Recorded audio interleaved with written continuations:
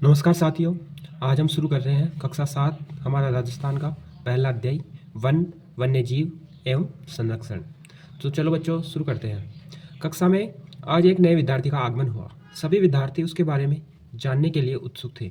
शिक्षक ने कक्षा में आकर नए विद्यार्थी से उसका नाम पूछा तथा सत्र के मध्य में प्रवेश का कारण पूछा। विद्यार्थी ने बताया, मेरा नाम ईशान है। मेरे पिता वन विभाग में कार्यरत है। उनका हाल ही में भरतपुर से स्थानांतरण इस शहर में हुआ है। वे केवलादेव घना राष्ट्रीय पक्षी उद्यान में कार्यरत थे। शिक्षक ने कक्षा में बताया कि इस पक्षी उद्यान में साइबेरियन क्रेन यानी कि सारस, बगुला, बयां, कोयल, बटेर जैसे अनेक पक्षी पाए जाते हैं। वन्य जीवों एवं पक्षियों के आवास हेतु वन महत्वपूर्ण होते हैं। वनों का महत्व। वन प्रकृति के द्वारा प्रदत्त अमूल्य उपहार है। पेड़ पौधे हमें शुद्ध हवा देने के साथ वर्षा में भी सहयोग करते हैं। पेड़ पौधे वन्य जीवों को आश्रय प्रदान करते हैं। वन प्राकृतिक सुंदरता के साथ ही जलवायु को सम बनाते हैं। वन आजीविका के साधन भी होते हैं।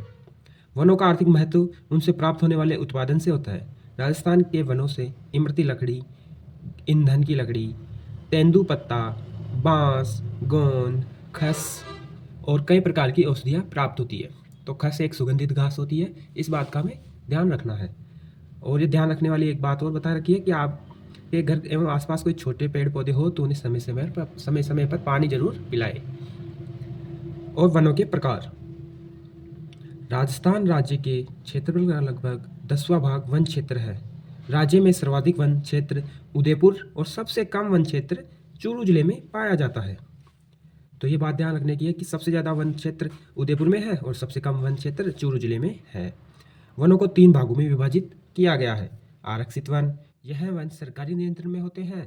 पर्यावरण की दृष्टि से महत्वपूर्ण होने के कारण इस क्षेत्र में पशु चराने व लकड़ी काटने पर प्रतिबंध होता है। ये कुल वन क्षेत्र के 1/3 से अधिक है। 2 नंबर पर बांटा गया है वो है सुरक्षित वन। यह वन भी सरकारी नियंत्रण में आते हैं। कुछ नियमों के साथ इस क्षेत्र में लकड़ी काटने व पशु चराने की अनुमति दी जाती है। इस प्रकार के वन कुल वन क्षेत्र के आधे से अधिक क्षेत्र पर फैले हुए हैं। यानी कि आरक्षित वनों में पशु चराने और लकड़ी काटने पर भी प्रतिबंध होता है और सुरक्षित वनों में थोड़ी सी ढील देते हुए पशु चराने की और लकड़ी काटने की अनुमति दे दी जाती है। और अवर्गीकृत वन, इस श्रेणी के वन में पशु चराने एवं लकड़ी काटने पर किसी भी तरह का सरकारी प्रतिबंध नहीं होता। ये पूरी तरह से छूट होती है इसमें। भौगोलिक दृष्टि से वनों का वर्गीकरण। अब देखते हैं भौगोलिक दृष्टि से वनों को कितने भागों में बांटा गया है। जैसे 3 प्रकार से बांटे गया है वो हम आगे पढ़ेंगे। चलो शुरू करते हैं। अरावली पर्वतमाला राजस्थान को 2 भागों में विभक्त करती है। धरातलीय स्वरूप, जलवायु, वर्षा की मात्रा एवं मिट्टियों की विभिन्नता वनस्पति को प्रभावित करने वाले प्रमुख कारक हैं। राजस्थान में भौगोलिक दृष्टि से 3 प्रकार के प्रमुख वन पाए जाते हैं। उष्णकटिबंधीय कंटीले वन, ये वन राजस्थान के शुष्क एवं अर्धशुष्क भागों में पाए जाते हैं। अगर आप शुष्क व अर्धशुष्क याद रख लेते हो तो वर्षा के हिसाब से आप मरुस्थलीय जिलों को याद रखोगे तो उन्हीं का नाम आएगा। जैसे बीकानेर, चूरू, जैसलमेर, बाड़मेर, नागौर, जोधपुर, सीकर, झुंझुनू, जालौर आदि जिलों में पाए जाते हैं। इन वनों में झाड़ियाँ एवं कंटीले वृक्ष पाए जाते हैं। मुख्य वृक्ष रोहिड़ा, खेजड़ी, धोकड़ा, बेर, बबूल, केर, नीम आदि है। इस मरुस्थलीय वनस्पति को मरुद्भिद भी कहा जाता है। अब क्या कहा जाता है इस मरुस्थलीय वनस्पति को? तो मरुद्भिद। और रोहिड़ा है तो राज्य पुष्प है, खेजड़ी है वो राज्य वृक्ष है। तो राज्य पुष्प और राज्य वृक्ष दोनों का ध्यान रखना है। अब विशेषताएं, यानी कि उष्णकटिबंधीय कंटीले वनों की क्या क्या विशेषताएं हैं। यहाँ तापमान अधिक एवं वर्षा कम होती है। इस क्षेत्र में वृक्षों की पत्तियाँ छोटी होने के कारण वाष्पीकरण कम मात्रा में होता है। पेड़ों की जड़ें गहरी होती है जिससे ये जमीन के काफ़ी नीचे से पानी प्राप्त कर सकते हैं। खेजड़ी बहुउपयोगी वृक्ष है। खेजड़ी को राजस्थान में कल्प वृक्ष भी कहा जाता है। यह राज्य वृक्ष भी है। रोहिड़ा राजस्थान का राज्य पुष्प है। सेवन घास अत्यंत पौष्टिक घास है जो जैसलमेर में पाई जाती है। उष्णकटिबंधीय शुष्क पतझड़ वन, यानी कि 2 वर्गीकृत किए गए उसमें दूसरा भाग हम पढ़ेंगे। उष्णकटिबंधीय शुष्क पतझड़ वन, इन वनों को मानसूनी वन भी कहते हैं। ऐसे वन मुख्यतः बांसवाड़ा, डूंगरपुर, उदयपुर, चित्तौड़गढ़, कोटा, बारा, झालावाड़, अलवर, अजमेर, जयपुर, सवाईमाधोपुर, करौली, बूंदी एवं टोंक आदि जिलों में पाए जाते हैं। इन वनों में सागवान, बरगद, तेंदू, सालर, महुआ, गूलर, धोंक, ढाक, साल, सीताफल, बांस, आंवला, आम, नीम, शीशम आदि वृक्ष पाए जाते हैं। इन वनों की अधिकांश लकड़ियां मजबूत होती है। इन वनों के पेड़ ग्रीष्मकाल में अपनी पत्तियां गिरा देते हैं। अब 3 नंबर पे है अर्ध उष्णकटिबंधीय सदाबहार वन। ये वन सदैव हरे भरे दिखते हैं, इसलिए इन्हें सदाबहार वन कहते हैं। ये आबू पर्वतीय क्षेत्र में ही पाए जाते हैं। ये वन पहाड़ी के ऊंचाई वाले भागों में ही पाए जाते हैं। इन वनों में मुख्यतः आम, बांस, सागवान आदि वृक्ष पाए जाते हैं। इस प्रकार से वनों का वर्गीकरण हमने पूरा कर लिया। अब आगे है राष्ट्रीय उद्यान। राष्ट्रीय उद्यान वन्य जीव अभ्यारण्य एवं संरक्षित क्षेत्र हमारी प्राकृतिक वनस्पति एवं वन्य जीव को सुरक्षित रखने के लिए बनाए जाते हैं। राजस्थान में 3 राष्ट्रीय उद्यान हैं। पहला केवलादेव राष्ट्रीय उद्यान। ये केवलादेव घना पक्षी अभ्यारण्य भरतपुर जिले में स्थित है। यहाँ साइबेरियन क्रेन, बगुले, बैया, कोयल, बटेर आदि पक्षी पाए जाते हैं। रणथंभौर राष्ट्रीय उद्यान यह सवाई माधोपुर जिले में है। यहाँ बाघ, भालू, चीतल, सांभर, नीलगाय, मगरमच्छ आदि पाए जाते हैं। यह राष्ट्रीय उद्यान भारतीय बाघ के लिए प्रसिद्ध है। कौन से बाघ के लिए? केवल भारतीय बाघ के लिए। मुकंदरा हिल्स राष्ट्रीय उद्यान यह कोटा और चित्तौड़गढ़ जिले में फैला हुआ है। यहाँ बाघ, रीछ, जरख, गीदड़, भेड़िया, सांबर, चीतल, नीलगाय, चिंकारा, सियार आदि वन्यजीव पाए जाते हैं।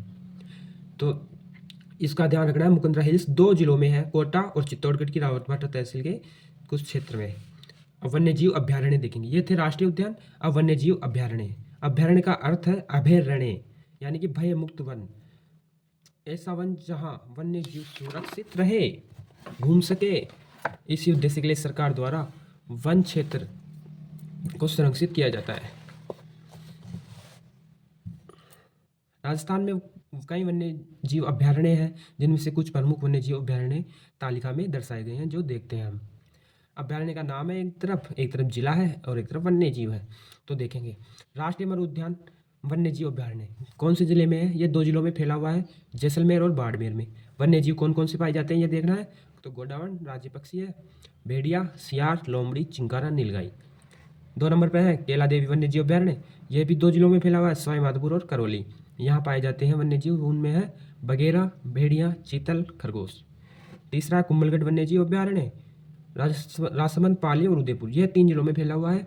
बाघ, भालू, चिंकारा और नीलगाय यहाँ पर पाए जाते हैं। फुलवारी की नाल वन्य जीव अभ्यारण्य उदयपुर में है। यहाँ बाघ, चीतल, सियार, भेड़िया और सांबर पाए जाते हैं। सरिस्का वन्य जीव अभ्यारण्य अलवर में है। बाघ, जरख, सांबर और चीतल यहाँ पाए जाते हैं। टोडगढ़ रावली वन्य जीव अभ्यारण्य राजसमंद, अजमेर और पाली 3 जिलों में फैला हुआ है। तेंदुआ, भालू, बाज, सियार, नीलगाय, रीछ यहाँ पाए जाते हैं। सीता माता वन्य जीव अभ्यारण्य प्रतापगढ़, चित्तौड़गढ़, उदयपुर 3 जिलों में पाए जाते हैं। ये फैला हुआ है। और उड़न गिलहरी, सांबर, लोमड़ी यहाँ पाए जाते हैं। माउंट आबू वन्य जीव अभ्यारण्य सिरोही में है। रीछ, जंगली मुर्गा, चिंकारा, चीतल और सांबर यहाँ पाए जाते हैं। रामगढ़ विषधारी वन्य जीव अभ्यारण्य बूंदी में है। विषधारी सांप और बाघ और रीछ में यहाँ पाए जाते हैं। जमुआ रामगढ़ वन्य जीव अभ्यारण्य जयपुर में है। यहाँ बगेरा, जरख, सियार, भेड़िया पाए जाते हैं। राष्ट्रीय चंबल घड़ियाल वन्य जीव अभ्यारण्य कोटा, सवाई माधोपुर, करौली, धौलपुर, चंबल नदी के सहारे, यानी कि 4 जिलों में है। कोटा, सवाई माधोपुर, करौली और धौलपुर, यानी कि चंबल नदी के सहारे जो क्षेत्र है वहाँ घड़ियाल पाए जाते हैं। यहाँ घड़ियाल के अलावा भेड़िया, सियार और लोमड़ी भी।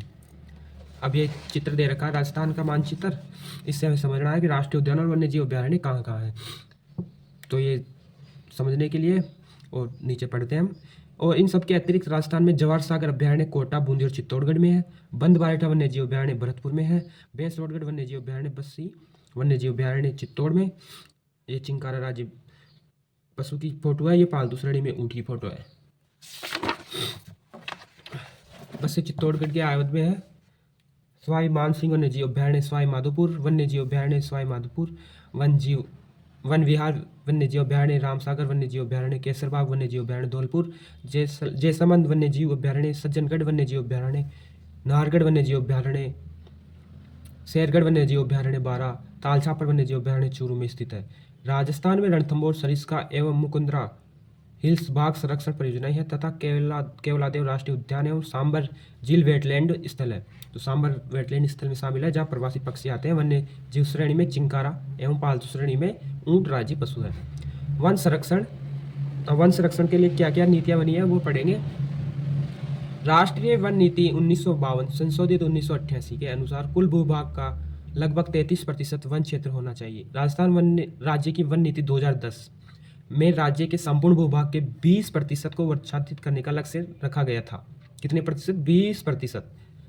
ताकि पारिस्थितिकी एवं पर्यावरण संतुलन बने रहने के साथ साथ प्रदेशवासियों के सामाजिक आर्थिक उत्थान के लक्ष्य की प्राप्ति भी संभव हो सके। लेकिन राजस्थान में वन क्षेत्र में लगभग 10% ही है। कितना प्रतिशत है? केवल 10% है। वनों की अंधाधुंध कटाई एवं जागरूकता के अभाव के कारण राजस्थान में आरक्षित वन क्षेत्रफल समय के साथ कम हुआ है। राजस्थान में वनों का विस्तार एवं संरक्षण प्रत्येक नागरिक का दायित्व है। वन संरक्षण के उद्देश्य से राज्य सरकार एवं अनेक संस्थाओं द्वारा जनमानस में जागरूकता हेतु अभियान चलाए गए हैं। वनों से लकड़ी काटने पर पाबंदी लगाई गई। वृक्षारोपण, चारागाह विकास एवं सामाजिक वानिकी के कार्य शुरू किए गए। जोधपुर में केंद्रीय शुष्क कृषि अनुसंधान संस्थान यानी कि काजरी एवं शुष्क वन अनुसंधान संस्थान आफरी स्थित है। इस संस्थान का उद्देश्य शुष्क एवं अशुष्क क्षेत्रों में वनों एवं वन्य जीवों के विकास हेतु अनुसंधान करना है। यह भी जानने में एक छोटी सी कहानी है जो हमें प्रेरणा देती है पेड़ों को बचाने की। पढ़ते हैं।